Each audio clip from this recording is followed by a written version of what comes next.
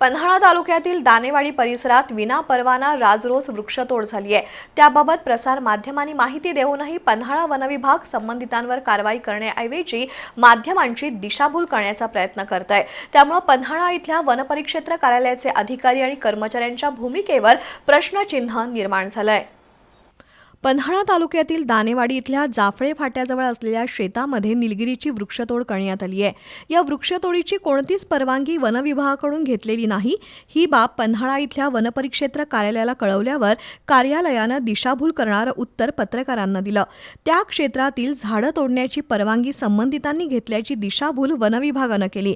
प्रत्यक्षात ते क्षेत्र सातवेतर्फ पिंपळे गावातील नसून दानेवाडी गावाच्या हद्दीतील आहे आणि त्या क्षेत्रातील झाडं तोडण्याची परवानगी वन विभागानं दिलेली नाही असं निदर्शनास आलंय।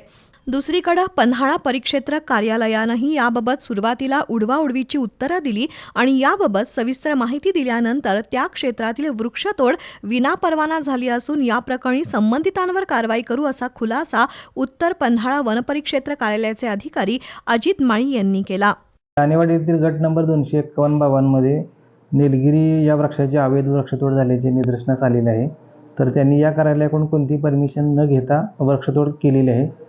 त्यामुळे त्यांच्यावर महाराष्ट्र वृक्षतोड अधिनियम 1964 अंतर्गत जी काही कारवाई आहे, जो काही दंड आहे तो त्यांच्याकडून वसूल करून कारवाई करण्यात येईल।